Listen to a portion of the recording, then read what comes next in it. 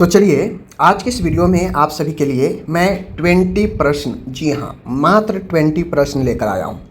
ये 20 क्वेश्चंस अगर आप इसमें से 15 का जवाब नहीं दे पाते हैं, यह प्योर आज आप लोग का मैं टेस्ट लूँगा, प्योर टेस्ट। और 20 में से अगर आप 15 का जवाब नहीं दे पाते हैं, खुद ब खुद आपको 15 क्वेश्चंस नहीं आते हैं, तो समझ लीजिए कि अभी आप में भारी कमी है। और पहले तो आपको अपना मजबूती तैयारी में करना पड़ेगा अगर जॉब के लिए आप सोचते हैं तो। आज ये प्रश्न लेने के मकसद यही है कि बहुत लोग जो है सीधा पढ़ रहे हैं, सीधा एमसीक्यू लगा रहे हैं, लेकिन उनको पता नहीं है कि उनको कितना जो है अभी चीज़ें आ रही हैं या कितना नहीं आ रही हैं। माय डियर, पढ़ना ही सिर्फ टारगेट आपका नहीं होना चाहिए। आपको ऐसे पढ़ाई करना चाहिए जो आपको एग्ज़ाम में क्वेश्चन ज़्यादा से ज़्यादा बना पाए। 60 से 70 क्वेश्चन 100 में आपको तो हर हाल में बनाकर आना ही पड़ेगा। अगर आप सेफ सोचते हैं कि मुझे जॉब हो जाए तो 60 से 70 क्वेश्चन आपको बनाकर हर हाल में आना ही पड़ेगा। तो आज की इस वीडियो को मकसद यही है कि 20 क्वेश्चन का टेस्ट लेते हैं, देखते हैं आप में से कितने 15 का जवाब सही सही देते हैं, कितने ऐसे हैं जो 10 में रह जाते हैं, कितने ऐसे हैं जो 7-8 में रह जाते हैं। तो चलिए, और ये सारे क्वेश्चन मैं जो दे रहा हूँ ये एग्ज़ाम में पूछे जा चुके हैं, ठीक है ना। यह नर्सिंग के एग्ज़ाम में पूछे जा चुके हैं, वो क्वेश्चन मैं लाया हूँ। ऐसा नहीं कि मैं अपने मन से क्वेश्चन उठा के ले आया हूँ, ये पूछे गए क्वेश्चन हैं। तो चलिए देखिए, पहला क्वेश्चन आपके सामने में है, स्पष्ट रूप से आप देख सकते हैं। According to central birth and registration act, यानी केंद्रीय जन्म और मृत्यु अधिनियम 1969। देखिए, पहला तो आपको ये समझना है कि central birth and registration act कब आया, 1969। इसके according event of death is required to be, यानी जो आपका डेथ रजिस्ट्रेशन होता है या बर्थ रजिस्ट्रेशन होता है वह कितने दिनों के अंदर जो है रजिस्टर्ड आपको करवाना लेना चाहिए, ठीक है ना। 21 दिन, 7 दिन, 10 दिन, 14 दिन। आप इसका राइट आंसर बताइए, ठीक है। चलिए, तो इसका राइट आंसर क्या होगा, 21 होगा। राइट आंसर 21 दिन के अंदर चाहे जन्म हो या मृत्यु हो, इसका रजिस्ट्रेशन करवाना चाहिए। आगे बढ़ते हैं। Most common site to administer BCG vaccine, यानी सबसे मोस्ट कॉमन साइट कौन सा है बीसीजी वैक्सीन एडमिनिस्टर करने का, ठीक है। हमसे ये पूछ रहा है, सबसे मोस्ट कॉमन साइट पूछ रहा है, ओके। तो माय डियर, आपको पता होना चाहिए सबसे मोस्ट कॉमन बीसीजी लगाने का कौन सा है, तो कौन सा होगा। Right answer option number C, left deltoid region में, ठीक है। ऑप्शन नंबर सी याद रखिएगा। आगे बढ़ता हूँ। कह रहा है कैरियर ऑफ डेंगू डिजीज, यानी कह रहा है डेंगू रोग का वाहक कौन सा जो है होता है इनमें, हमसे ये पूछ रहा है, ठीक है ना। तो माय डियर, डेंगू रोग का जो वाहक होता है एडिस एजिप्टाई, क्यूलेक्स मच्छर, हाउस फ्लाई या मादा एनोफ्लेज। तो आपको बताना है डेंगू का मोस्ट जो कैरियर है किसके द्वारा होता है, एडिस एजिप्टाई, जो आपके मच्छर होते हैं उसके द्वारा, ओके। आगे मैं बढ़ता हूँ। Difficult in getting off to sleep, यानी आपको स्लीप में कठिनाइयाँ होता है, और in maintaining sleep is called, यानी जब आपको नींद में परेशानी हो, दिक्कत हो, या आप नींद सही से मेंटेन नहीं कर पाते हो, मीन्स वही होता है डिफ़िकल्ट इन स्लीप। इसे हम लोग क्या कहते हैं, एमनेसिया कहते हैं, नाइक्रोप्लेसी कहते हैं, इंसोमेनिया कहते हैं, हाइपरसोमनिया कहते हैं। क्या कहते हैं, तो इसका राइट आंसर जो होगा वो कौन सा होगा, ऑप्शन नंबर सी होगा, इंसोमनिया, ओके। आगे बढ़ता हूँ my dear. What is the amount of solution placed in a nebulisation chamber while providing nebulisation. कहता है जब हम नेबुलाइजेशन देते हैं, प्रोग्राम से जो पूछ रहा है नेक्स्ट क्वेश्चन कि what is the amount solution, यानी हमें जो है सॉल्यूशन का अमाउंट पूछ रहा है जिसे हम लोग नेबुलाइजेशन चेम्बर में रखते हैं, ठीक है ना। जिसे हम लोग नेबुलाइजेशन चेम्बर में रखते हैं उस अमाउंट, सॉल्यूशन का अमाउंट पूछ रहा है कि कितना होगा जब हम नेबुलाइजेशन देते हैं, तो कितना सॉल्यूशन का उपयोग हम लोग नेबुलाइजेशन चेम्बर में करते हैं, ठीक है। 3 ml, 6 ml, 2 ml, 10 ml, ये पूछ रहा है, ठीक है। कितना करते हैं, तो इसका राइट आंसर आपके सामने में है, ऑप्शन नंबर जो है आपका ए, 3 ml, ठीक है। याद रखिएगा, अच्छा क्वेश्चन है। आगे है a positive sign of pregnancy. Pregnancy का पॉजिटिव साइन क्या होता है, Hegar sign, Osiander sign, foetal heart sound and morning sickness. तो क्या होता है, तो देखिए पॉजिटिव साइन जो एक सकारात्मक लक्षण होता है गर्भ अवस्था का, प्रेगनेंसी का, वो कौन सा होगा। तो देखिए हेगर साइन और सियंडर साइन तो होता है प्रेगनेंसी में, बट एक कन्फर्मेशन जो है आपका पॉजिटिव साइन नहीं हो सकता है। लेकिन फीटल हार्ट साउंड जब सुनने लगे, जब बच्चा महसूस होने लगे, जब फीटल का साउंड हार्ट का सुनने लगे, तो ये पॉजिटिव साइन होता है। और ये कब सुना जाता है आपको मैं कितना बार बता चुका हूँ। आगे है the pituitary hormone that stimulate the secretion, ठीक है ना, of milk from the mammary gland.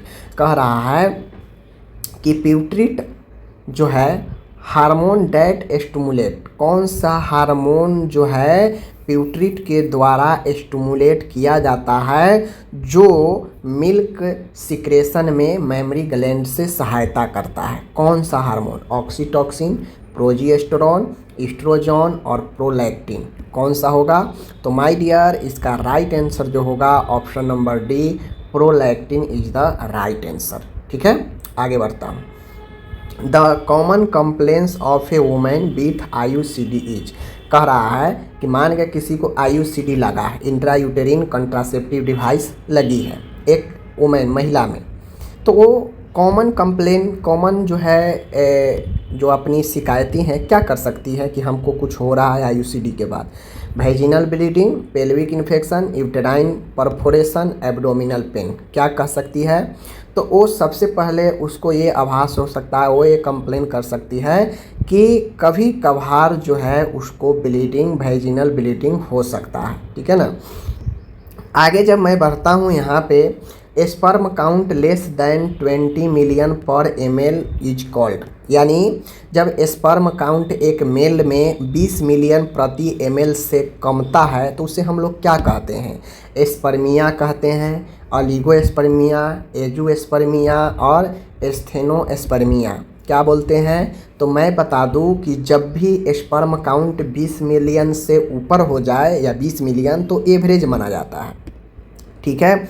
लेकिन जब 20 मिलियन प्रति ml से कम जाए तो उसे ऑलिगोस्पर्मिया कहते हैं, ठीक है, याद रखिएगा। अब ये होता क्या है, तो स्पर्म काउंट जो है बच्चे पैदा करने की क्षमता को भी बताता है। 20 मिलियन से कमना मतलब थोड़ा सा दिक्कत की बातें होती हैं, समझ गए। आगे बढ़ते हैं। आगे जब हम लोग चलते हैं तो क्वेश्चन है ऑप्थेल्मिक नियोनेंट्रम इज कॉज्ड बाय, बच्चे में जो ऑप्थेल्मिक नियोनेंट्रम होता है यानी आँखों में यह समस्या 21 दिनों तक जो है आपको हो सकता है, 21 दिनों के अंदर में जन्म से। तो 21 दिनों तक जन्म के कभी भी हो सकता है। इसमें होता है कि आँख में लालापन आ जाता है, आँख से जो है आपको पस भरा सिक्रेशन होता है, ठीक है ना। तो ये जो ऑप्थेल्मिक नियोनेंट्रम होता है यह किस कारण होता है, नाइसेरियाई गोनेराई के कारण, या फिर साइटोमेगला वायरस, या हर्पीज वायरस, या ह्यूमन पैपिलोमा वायरस। तो देखिए जन्म के समय इन्फेक्शन होने से और वह इन्फेक्टेड जो ऑर्गेनिज्म होता है वह नाइसेरियाई गोनेराई के कारण यह हो सकता है, ठीक है। आगे बढ़ते हैं। Expected time of closure of anterior fontanelle, आपको मैं कई बार बता चुका हूँ, आपको यहाँ पे बताना है एक्सपेक्टेड टाइम ऑफ क्लोजर, यानी एंटेरियर अग्र फॉन्टले का बंद होने का अनुमानित समय बताना है। 4 से 6 वीक, ठीक है, 6 से 18 वीक, 9 से 12 वीक एंड 16 से 18 वीक, ठीक है। तो न जाने हम आपको ये कितना बार बता चुके हैं, आप इस चीज़ को खुद से जो है बताइए कि एंटेरियर फॉन्टली कब जो है बंद होता है, ये आपको मैं कई बार बता चुका हूँ, ठीक है ना। तो चलिए आगे चलते हैं, ठीक है। नेक्स्ट क्वेश्चन है माय डियर यहाँ पे कि yellow thick secretion from the breast, यानी स्तन से पीला गाढ़ा सिक्रेशन निकलता है in the first 3 day of delivery, delivery के प्रथम जो है 3 दिन तक जो गाढ़ा पीला सिक्रेशन निकलता है छाती से स्तन से, उसे क्या बोलते हैं, colostrum, transitional milk, mature milk, fatty milk. तो आप सबको पता है क्लोएस्ट्रम, ठीक है। आगे मैं बढ़ता हूँ। Clinical sign seen in tetanus, clinical नैदानिक साइन कौन होता है टिटनेस में, जिसको देखकर हम टिटनेस का निदान उपचार शुरू कर सकते हैं, तो वह क्लिनिकल साइन कौन होता है टिटनेस का। टिटनेस के कॉप्लिक स्पॉट, ठीक है, सीडो मेम्ब्रेन, ओपिस्थोटोनस एंड हाइड्रोफोबिया कौन सा होता है। तो आप लोग को पता है ओपिस्थोटोनस, ये ध्यान दीजिएगा, ओपिस्थोटोनस यह टिटनेस का क्लिनिकल साइन है जिसमें शरीर अकड़ने लगता है, धनुष के आकार का होने लगता है। Option number C right. ठीक है, आगे मैं बढ़ता हूँ। Which among the following is the top cause of mortality among adolescent in the world. कह रहा है वह सबसे बड़ा कारण क्या है एडोलेसेंट में मृत्यु का, विश्व में सबसे बड़ा कारण मृत्यु का कौन सा है एडोलेसेंट किशोरावस्था में। ठीक है, हमसे ये पूछ रहा है, समझ रहे चीज़ों को। तो कौन सा होता है suicide, communicable disease, road traffic accident and iron deficiency. My dear, आप लोग देखते होइएगा कि अभी रोड पर एक्सीडेंट बहुत ज़्यादा होता है, तो road accident, road traffic accident आपका बहुत ज़्यादा कॉमन होता है। ठीक है ना, आगे बढ़ते हैं। आईसीटीसी का हमसे फुल फॉर्म पूछ रहा है। ठीक है ना, ICTC integrated centre for testing of chronic disease, integrated counselling and training centre, integrated counselling and testing centre for HIV and AIDS, integrated child training centre. तो इसका राइट आंसर कौन सा हो जाएगा, राइट आंसर इसका कौन सा हो जाएगा। तो राइट आंसर इसका ऑप्शन नंबर जो होगा वो डी होगा, integrated child training centre, integrated child training centre. आगे मैं बढ़ता हूँ। तो आगे क्वेश्चन है यहाँ पे, the presence what level of urine albumin together. कहता है कौन सा लेवल है एल्बुमिन का यूरिन में जो हाई ब्लड प्रेशर के साथ में आता है और जो ये सफिशिएंट है कैटेगराइज करने में प्री एक्लेम्सिया का। मतलब एल्बुमिन अगर कितना जो है आपके टेस्ट यूरिन एल्बुमिन कितना मात्रा में होगा जो सफिशिएंट होगा प्री एक्लेम्सिया को कैटेगराइज करने के लिए। +3, +4, +5 एंड +2 आपको बताना है क्या होगा मात्रा। ठीक है, तो इसका राइट आंसर क्या होगा। तो यहाँ पे कह रहा है आईसीटीसी का हमसे फुल फॉर्म पूछ रहा है, क्या चीज़ का, आईसीटीसी का फुल फॉर्म पूछ रहा है। Integrated centre for testing of chronic disease, integrated counselling and training centre, integrated counselling and testing centre for HIV and AIDS, integrated child training centre. तो देखिए आईसीटीसी का full form integrated counselling and testing centre for HIV and AIDS, यानी HIV AIDS के लिए एक ऐसा संस्था जहाँ पे काउंसलिंग और टेस्टिंग दोनों होता है। ठीक है ना, तो ऑप्शन सी याद रखिएगा। आगे बढ़ता हूँ। आगे हमसे ये पूछ रहा है माय डियर, बहुत अच्छा क्वेश्चन है, देख लीजिए। कह रहा है कि the presence what level of urine, urine albumin together with high blood sugar. कहता है यूरिन में एल्बुमिन की कितनी मात्रा जो हाई ब्लड प्रेशर के साथ में हो, मतलब एक महिला में हाई ब्लड प्रेशर भी हो और यूरिन का कितना मात्रा अगर आ जाएगा जो ये सफिशिएंट होगा प्री एक्लेम्सिया को कैटेगराइज करने के लिए। तो देख लीजिए, हम जानते हैं प्री एक्लेम्सिया में अगर यूरिन में एल्बुमिन की मात्रा अगर सामान्य से ज़्यादा है, मतलब प्रोटीन की मात्रा आ रहा है, तो प्रोटीनूरिया होता है और ब्लड प्रेशर भी होता है प्री एक्लेम्सिया में। तो एल्बुमिन की कितनी मात्रा आ जाएगी जो ये बताएगा कि यह प्री एक्लेम्सिया का साइन है। ठीक है, +3, +4, +5 एंड +2। तो राइट आंसर क्या होगा my dear, right answer option number D +2 इसका राइट होगा। ठीक है, आगे बढ़ता हूँ। Sucking breast during breast feeding, यानी ब्रेस्ट स्तनपान के दौरान ब्रेस्ट के जो सक्शन होता है helps predominantly in the release of which hormone, यानी कहता है कि ब्रेस्ट फीडिंग के दौरान ब्रेस्ट से मिल्क को जो है उत्तेजित करने वाला वह कौन सा हार्मोन होता है। HCG hormone, prostaglandin hormone, oestrogen hormone and oxytocin hormone. तो ब्रेस्ट फीडिंग जब किया जाता है, तो ब्रेस्ट फीडिंग को जब सक किया जाता है, जब चूसन किया जाता है, तो ब्रेस्ट फीडिंग में जो मदद करने वाला हार्मोन है, जो ब्लड को जो है क्या करता है, रिलीज करता है, सॉरी मिल्क को रिलीज करता है, वह ऑक्सीटॉसिन हार्मोन है। ठीक है, आगे मैं बढ़ता हूँ। नेक्स्ट क्वेश्चन है यहाँ पे माय डियर, कहता है at 24 weeks gestational the fundus of the uterus, यानी गर्भ अवस्था के 24वें सप्ताह में फंडस का यूट्रस से कहाँ पर होगा।